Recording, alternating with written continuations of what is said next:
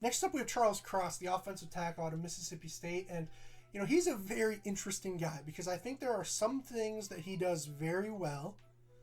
And then I think there's other things that he kind of struggles at. And in that regard, on my evaluation scale, which I don't have on the screen for you guys this year, my apologies if you guys enjoyed that aspect last year, but I base my grades on very specific traits and abilities, right? So for offensive linemen, it's pass pro, run blocking, hands, balance, power and strength, physicality, finishing, IQ and awareness, size and length, and athleticism, right? Each of those is a category weighted accordingly. So for me, who weights, this scale based on like a universal theoretical team. I'm not a team that runs the ball. I'm not a team that passes the ball more than I think you guys get what I'm saying. I'm not a team that does one more than the other. It's not a specific scheme or anything like that. I think Cross, his grade suffers a little bit. Whereas maybe some of the teams who have him in the top 5, top 10, maybe they are very pass heavy, right? Because as we get into my film grade here and evaluation of Cross, I didn't think he was a very good run blocker. I don't want to say at all, but my first negative that I wrote is not overwhelmingly physical by any means. And in that regard, there just weren't a lot of pure, sort of down block, base block, just get in a phone booth and let the best man win. There wasn't a lot of that in Charles Cross's game.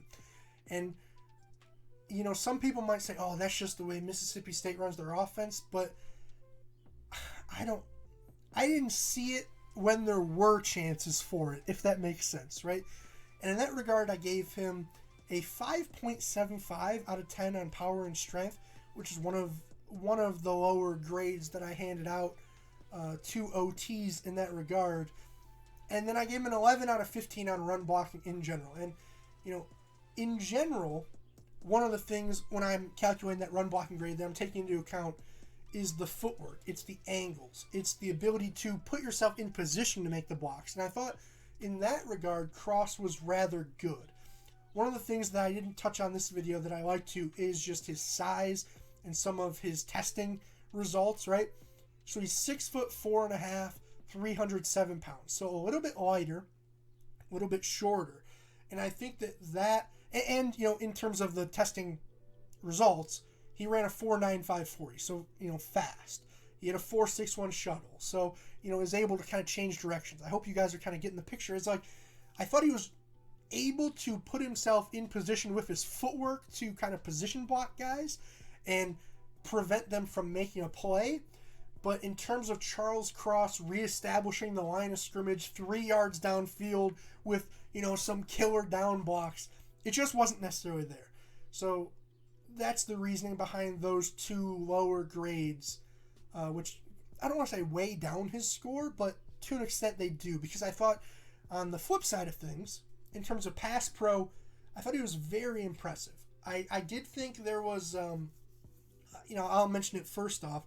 I thought there was a slight negative in terms of him flipping his stagger a little bit, which made him susceptible to twists and stunts and stuff where he had to come back with guys. What do I mean by that? Your feet should never change from their initial placement as an offensive lineman, right? You're going to have your inside foot up. So for him as a left tackle, his right foot would be up. His left foot would be back a little bit, which is known as his stagger, right? And no matter where you move, if you want to kick slide out, you're going to move your left foot back and maintain that stagger as you work backwards. Or if you're going to, say, power slide inside, or power step inside, I should say. I know we called it one setting in college. If you're going to one set inside, it's going to be your right foot that moves first, and you're going to maintain that as your foot that's forward. Because you always want your inside stronger than your outside. There's a whole reasoning behind it, not to get too into the weeds here, but one thing that Cross does is he'll flip his stagger at times, right? So instead of having his inside foot up, his inside foot will be back and his outside foot will be up. But then when there's, say, a twist and a guy is trying to go inside of him, or a guy is trying to go back outside after, his man slanted inside and he passed it off, let's say, he'll struggle to get back out because his feet are flipped. right? There's sort of a hokey pokey flip that he's doing, whereas he just needs to stay with his initial foot positioning and slide in and out, if that makes any sense at all. But other than that, the rest of his pass blocking was very impressive, right? I thought the sets themselves looked good. I thought his hands, he had very good in terms of his usage of length, right? He has 34.5-inch arms, and I thought he did a good job using 34.5 inches, right? Like, he was able to keep defenders at bay with his long arms and out of his chest, which I thought was good. I thought that he had a really good balance, and maybe that's just because he's a little bit lighter on his feet, as I mentioned earlier, but, wasn't really lunging for guys, did a good job fighting off some people trying to, say push-pull him or, things of that nature. I just thought he did a very good job being patient, being a little bit reserved, having good balance, throwing his hands, using his length, and keeping guys out of his chest. I thought he was very solid. As a result, I gave him an 8.25 out of hands and an 8.75 on balance. Besides that, I didn't really have a ton of necessarily negative or positive notes. I thought that one thing I did want to talk about a little bit was that despite the fact that he did a good job using the full length of his arms, I thought at times he was placing his hands rather than punching them, if that makes sense.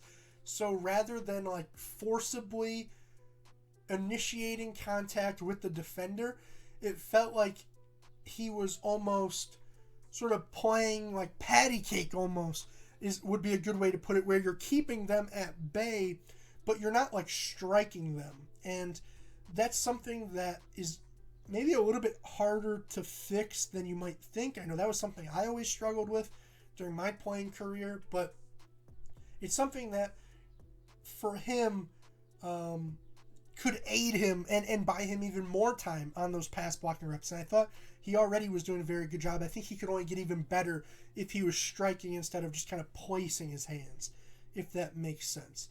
In terms of the other grades, I gave him a 7.25 on IQ and awareness. I thought he did a generally good job recognizing like when guys are trying to cross his face, for example, and he was able to oftentimes sort of sniff out what the defense was trying to do with his initial footwork, but sometimes he wasn't able to cover it up appropriately because, as I said earlier, he was flipping his stagger and getting out of position at times. Other than that, I gave him 3.75 on size and length because he has good length, but the size is a little bit on the lower end at tackle. I don't really have a problem with height necessarily, but it's something that I know a lot of people look out for. And then athleticism, I gave him a 4.5 out of 5. So overall, that came out to a 79 raw score. Add in the position premium for offensive tackle, which for me is 4.75% of his grade, gets reimbursed into itself, comes out to, as you guys see on the screen, a 82.75 final grade. And in that regard, I kind of mentioned it earlier, but I'm not quite as high on Cross as a lot of other people are.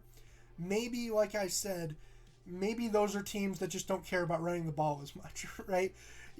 Maybe the Kansas City Chiefs would have him very highly rated compared to, say, the Baltimore Ravens, just by example, right? Like, I think if you're a team that values running the ball, you'll have him graded lower. If you're a team that really values throwing the ball, you'll grade him higher. If you're a team that's kind of in the middle, which is where I'd like to think I am with this evaluation criteria, I think he'll sort of be in that middling range. Like I said, he's a little bit closer to Zion Johnson and Kenyon Green at guard than he is, say, Neal or Ekwonu or, even Tyler Linderbaum, for example.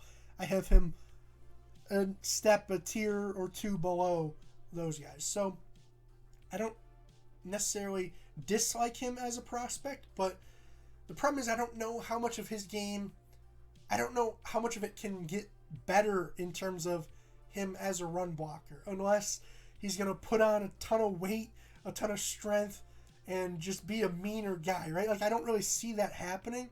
So I think it's probably just best for him to go to a team that wants to just kind of air it out, right? Have a quarterback that's going to sit back in the pocket, let him, impress with his footwork, his hand positioning, things of that nature, and just let the quarterback air it out.